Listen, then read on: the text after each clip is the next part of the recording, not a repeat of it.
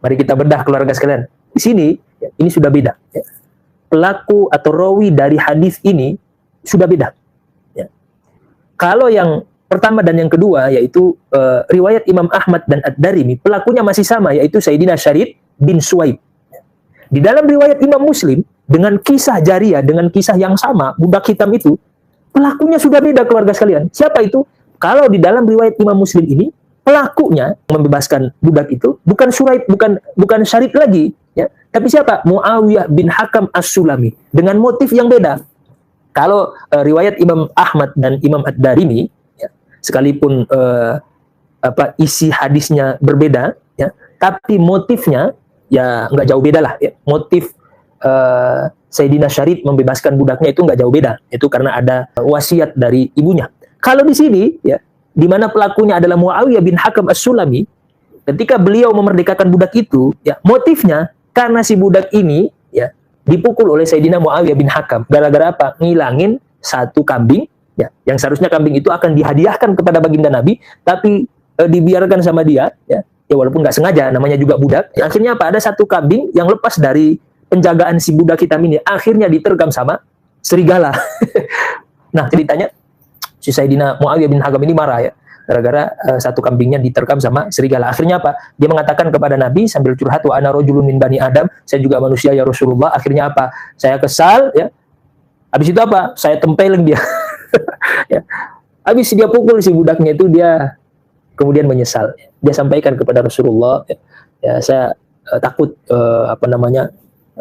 mendapatkan dosa, ya, diazab oleh Allah. Akhirnya apa? Fa'azzama dzalika alayya. Fakultu ya Rasulullah, afala u'tiquha, ya Rasulullah, ya apakah boleh saya bebaskan budak ini? Kata Nabi, ya udah coba i'tini biha, coba panggil dia ke sini. Ya. Setelah itu apa? Dipanggillah oleh Sayyidina Muawiyah bin Hakam As-Sulami ini di hadapan Rasulullah. Ya. Kemudian setelah itu apa? Nabi bertanya. Nah, di dalam redaksi ini Nabi bertanya kepada budak hitam itu, Aina Allah, di mana Allah? Ya, jawab si budak hitam itu, qalat fis sama. Ya. Allah itu di langit. Ya. Setelah itu apa? Kemudian dia tanya lagi kepada Nabi tanya lagi kepada si budak tadi, qala man ana? Terus siapa aku? Ya, jawabnya anta Rasulullah, engkau adalah utusan Allah. Setelah mendengarkan jawaban budak itu, kata Nabi kepada Sayyidina Muawiyah bin Hakam, a'tikha, bebaskan dia, fa innaha mu'minah, karena dia beriman kepada Allah, ya. Nih, baik. Apa yang bisa kita petik dari kisah ini? Sangat nyata perbedaannya, baik dari pelakunya. Kalau dua riwayat Imam Ahmad dan Ad-Darimi, pelakunya satu, yaitu Syarid bin Suwaib, ya.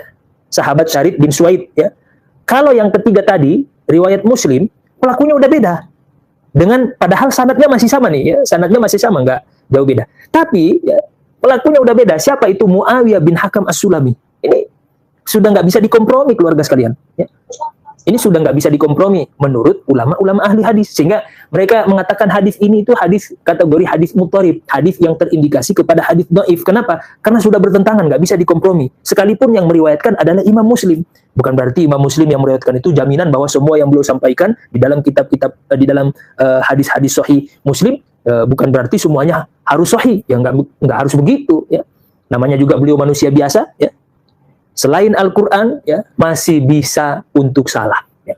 Justru membuktikan bahwa Imam Muslim itu manusia, ya. Jadi di dalam kitab beliau, kumpulan hadis-hadis sahih, ternyata masih luput, masih ada celah satu hadis yang ternyata nyempil hadis dhaif.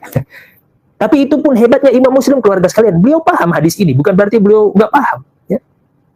Karena beliau paham, makanya beliau tidak meletakkan hadis ini di dalam kumpulan hadis-hadis iman. Keluarga kalau buka hadis sahih Muslim, itu kan hadis kitab Sahih Muslim itu kitab yang berisi tentang hadis beserta sanadnya. Sebelum beliau menyampaikan hadis-hadis tertentu, ya, beliau selalu memberikan penjudulan dulu. Ini yang akan saya bahas, hadis-hadis berikut ini yang akan saya sampaikan. Hadis tentang apa sih? Beliau sampaikan dulu di awal dengan memberikan penjudulan. Hadis tentang babul iman, misalnya bab iman. Nah, setelah itu baru beliau menyampaikan hadis-hadis tentang iman, ya. Pokoknya setelah itu apa? Babus sholat, tentang sholat. Beliau isi menyampaikan hadis-hadis tentang sholat. Nah, itu diantara kebiasaan para ulama ahli hadis. Sebelum mereka menyampaikan hadis, mereka memberikan penjudulan.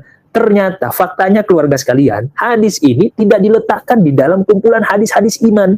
Nggak ada kaitannya dengan akidah, ya. Berarti beliau paham bahwa hadis ini mutharib, nggak bisa dijadikan sebagai hujjah dalam berakidah.